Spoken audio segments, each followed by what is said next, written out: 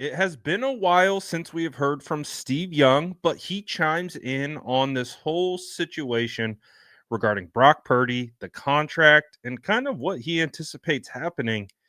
And he kind of drops the name Sam Darnold into the mix. I'm not going to spoil too much for you, as Steve Young joined the Rich Eisen show. But yeah, Sam Darnold's name did come out of his mouth. Take a listen to why it did right here. Conversation about what the Niners are up to right now. Before we get to the Debo, I want to just start right off the bat with what you think the Niners should do with Brock Purdy, Steve Young. Well, you got a little backdrop. I think the effort to make sure that we had Super Bowl ready teams the last few years while Brock was on his rookie contract was, the owner, Jed York and John York and Denise, DeBartolo York, were all in. And I think what happened with Nick Bosa and then with Brandon Ayuk changed the nature this year of how they are going to go about it. I don't think they were really appreciative of how that went down and how they got pushed. And I think that they're gonna, you almost feel like a lot more declarative statements coming out. And I think that's not going to change Brock's situation. It's just that you have to have the background. It's not the same mentality that in the last couple of years. I think there's going to be a little more rigor to it all, and that's okay. Back to Brock, your original question, Rich. Look, the game today is dominated. The prototype is the guys that are winning the Super Bowls. The guys that can throw it all over the field, run all over the field, get all the free first downs, all the touchdowns that are out there with their legs. They press. Even if they don't use their legs every play, they threaten every play. It is the NFL today. So if Brock is 80% of that, you know what I mean? Like, he can threaten, he can move around, he can do all the things you do, and he can process as well as anybody. So in that way, quarterbacks are so hard to find that Brock has done enough for sure to go out and get paid and get it done. Now, back to my original point, I don't know that it's going to be smooth. How could it be smooth, right? Because there's going to be, Brock's people are going to want $60 million a year, and the 49ers, I'm just making this up, but 45, whatever it is.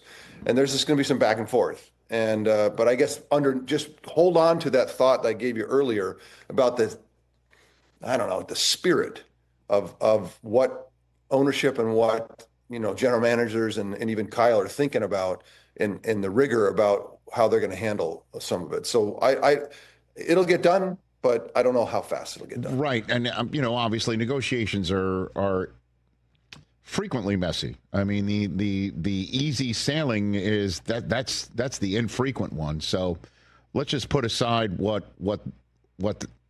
how we're going to get there. But I do believe they will get there.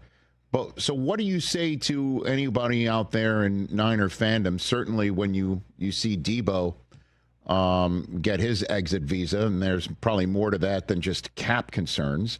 But what do you say to Niner fans that'll be like,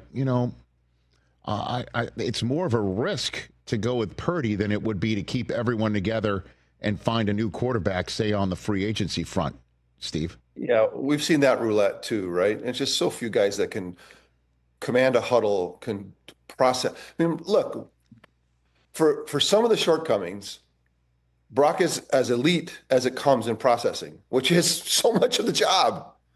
And so in that elite nature, and then commanding the huddle and having the respect of your teammates, and can stand up at team meetings and people want to listen to him. I mean, that just doesn't show up. So in that way, that's all things to lean into and not worry about. Now, again, the game is changing. The prototypes are changing. They have changed. And I've said this all season long. The more they can threaten with Brock Purdy's physical and with his legs, every play, he needs to be a threat. Doesn't need to use it all the time, but needs to threaten like Jaden Daniels, like CJ Stroud, like Patrick Mahomes, like Josh Allen, like those are the guys that are going to win Super Bowls. And so that's why he needs to have, and he and Kyle got to come together on how he's going to play his game. But you go back to how this gets done.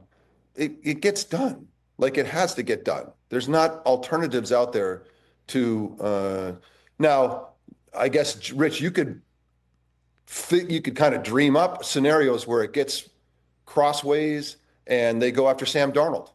I mean, you could see that, but it's so far in the distance. That's something would have to go haywire for something like that to happen. Well, what's your evaluation of Sam? If you have one, Steve, I'd be willing to take it from you.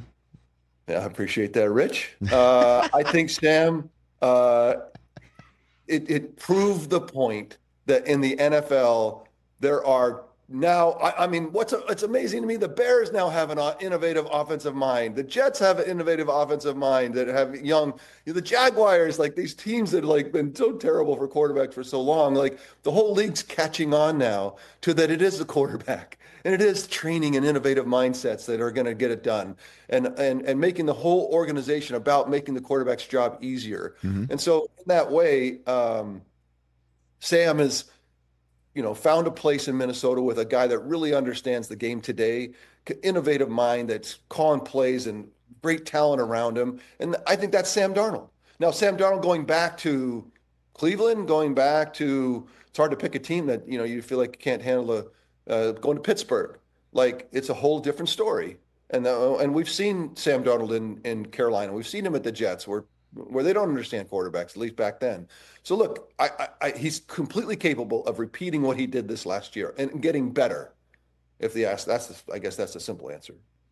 So let's start out with Steve Young's assessment of Brock Purdy. It has not changed. He is 100% kind of locked into this notion that basically he's saying that Brock isn't the elite caliber style quarterback, meaning from a physical sense.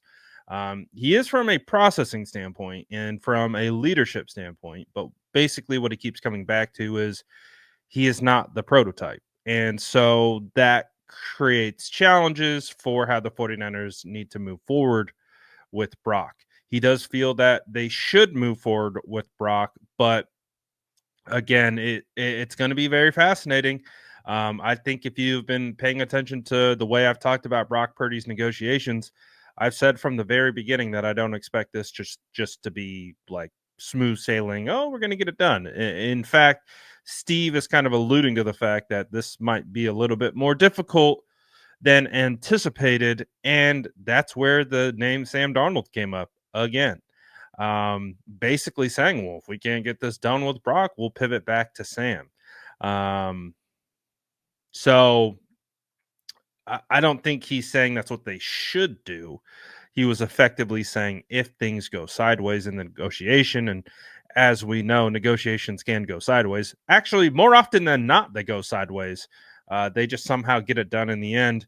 But the whole situation with Brock and what's going to happen moving forward is pretty fascinating. So I don't know. You guys let me know what you think about what Steve Young had to say. I don't think he said anything like too earth shattering. But I think it all depends on what your expectations are of this situation with Brock. And if you think it's going to be just smooth sailing, this might come across as a bit jarring, or if you've kind of been of the mindset that, yeah, this probably is going to be a very interesting negotiation, and it's kind of par for the course. So curious to know what you guys think. So let me know in the comments below. And as always, make sure to like and subscribe for more updates.